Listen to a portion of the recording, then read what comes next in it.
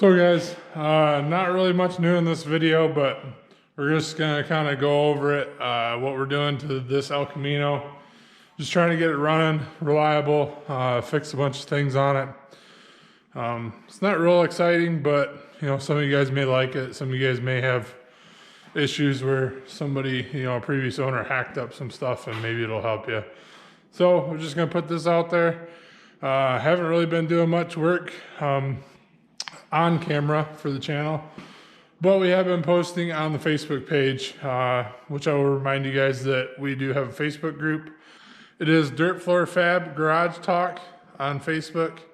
That's one of the other forms of social media that I'm actually on the most, probably. I do have an Instagram. I don't use it very much. I actually put up a couple videos on TikTok too, but as far as my viewership and stuff, I don't think any of the people that use that app are the people that watch me. So it is what it is. We're gonna work on this and update that. Like I said, if you want to join the Facebook group, that is first link in the description.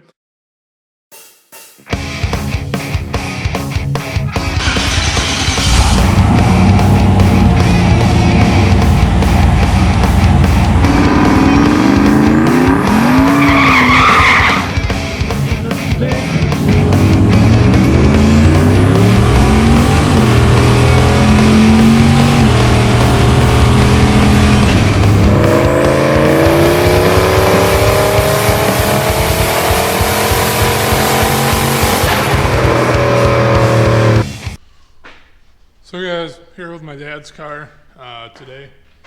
We're just going to be fixing a few little minor, major things that the previous owner did wrong, or he wasn't really a mechanically inclined guy, so you know, maybe he didn't know any better, but either way, we're going to be fixing them. We kind of talked about it in the intro video. So you can see these tranny lines are touching this header back here, and they're also touching this upper control arm. So we're going to put a longer set of lines on there. I don't think I'm going to run them onto the frame. I think I'm going to run them up here to this inner fender here, up along here, and then back over. This also, as mentioned by a YouTube viewer, is a ticking time bomb. These old glass filters they would vibrate loose and these end caps will get loose, and then you have gas on like within a couple inches of a hot header. So I'm sure you guys can figure out what's going to go on there. So what I plan to do with that is, as you can see, the fuel pump down there, I'm going to probably take that off, run a hard line up here behind the alternator to a fuel filter, and then another hard line back to here, because it'll all move with the engine, so it shouldn't need to be a soft line, and then I won't have it dangling over top of the valve cover, possibly rubbing through. So I did mess with the wipers. Unfortunately, I ended up just buying off of a G-Body Forums member a new harness. So you're not going to really be able to see it. You can kind of see it. Down there, there's a pass-through plug on the back side of the fuse panel, and it's in two halves. Well, the half that has this wiper motor wiring on it is also the headlight and horn stuff runs up front.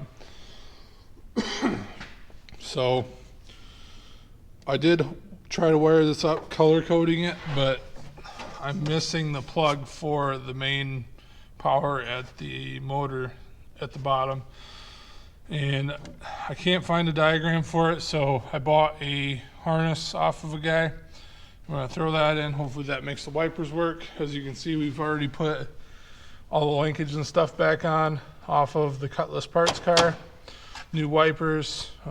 These are just the used arms, used pivots, everything. So that's all hooked up. The motor off of the Regal is all hooked up because it's a delay wiper setup. And so yeah, I think you guys are all caught up. Like I said, that's not working, so I'm waiting on that harness today we're going to be working on these lines. So first step, get it up in the air. See, I got it on ramps. Next step was to go get parts. You can see the old line there. You got a union.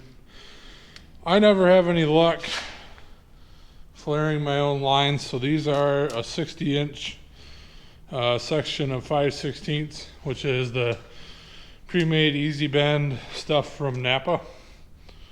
And from there, if I need to, then I'll use that union and then add on another section. But 5 foot should be enough, 60 inches should be enough, so we'll see how it fits.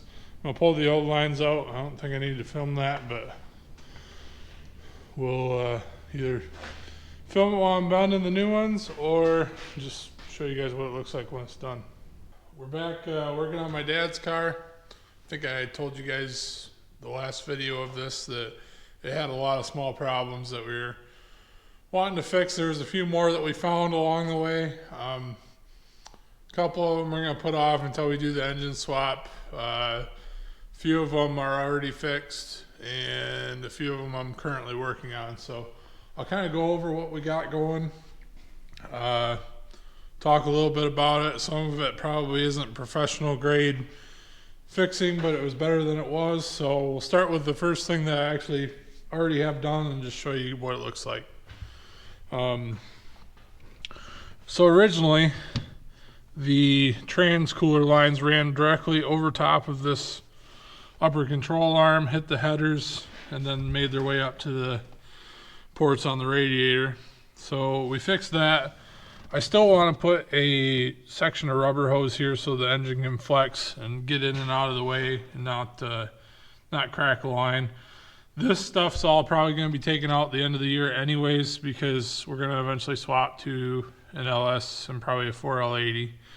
So it's not going to be a super long-term fix anyways. That's just I think 5/16 hardline. Don't quote me on that. Fix that. Next would be the headers. The headers were just cut off. I assume the guy didn't want to buy a cross member to clear headers, so they were just hacked off and it was just open headers. I'll bring you over to the other header that we don't have on for the passenger side.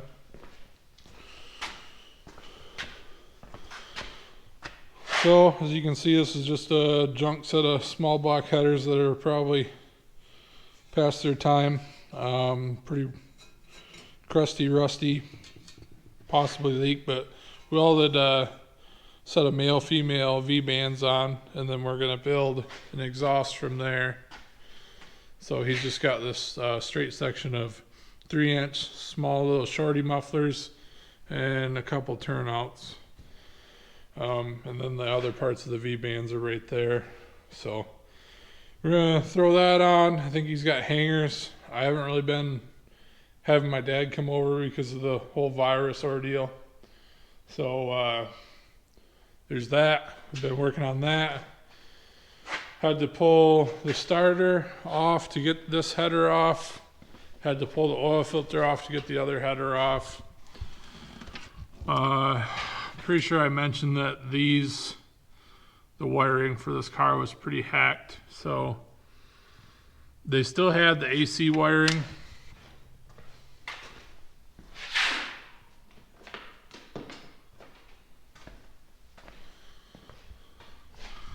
So the guy still had the AC wiring just hanging out in here.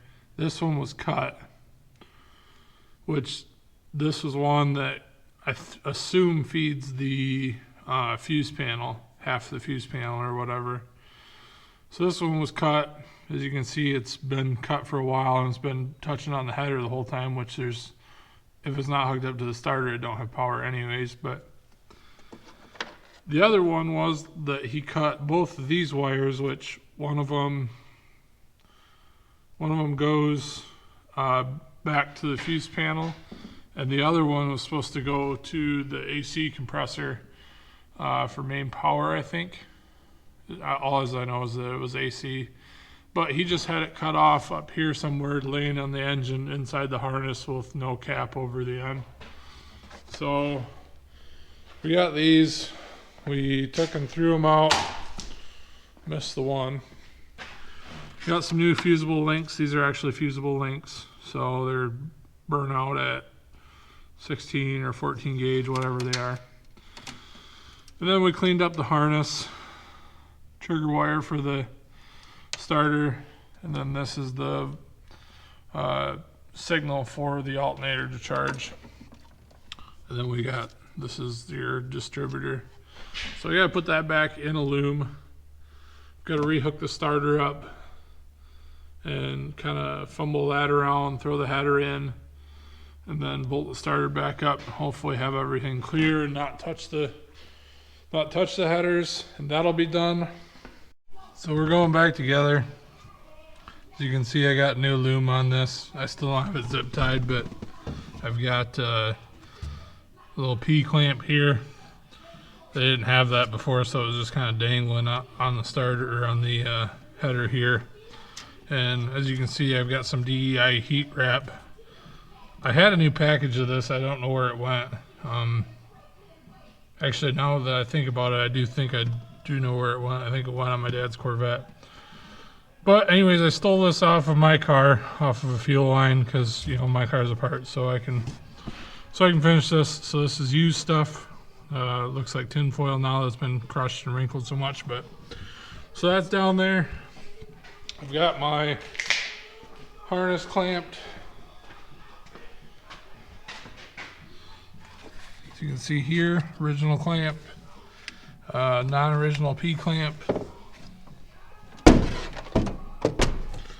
And then it kind of goes down into the belly of the beast, up to the distributor, and then over to that other P-clamp. Now I just gotta throw the header in there, and that'll probably be it. For now anyways, lift the starter back up, put it in place, but you won't be able to see it from up top. So we get the header in there and show you what that looks like. So I got the starter, the header back in. As you can tell, I did a couple wraps of header wrap to kind of just, you know, doubly make sure that I'm not gonna hit this. You can see it's pretty close. I can slide a finger in between it, so, you know, double protection as the DEI wrap and then the header wrap. It should be fine. But I want to put another P-clamp back here on the back of the head to just kind of suck it, you know, towards the valley of the engine more, so it'll just kind of hold it away from the header. And I gotta put the rest of the header bolts in and then finish up the exhaust. But this is gonna be the video. Just wanted to put something out for you guys to show you what I'm doing, even though it's not super exciting on the old Vance car. I am working on mine. I'll probably make a separate video on that. I'm just working on the floor, so nothing really exciting about that either. But I think this is going to be a video. I appreciate you guys watching. With everything that's going on right now, be safe out there.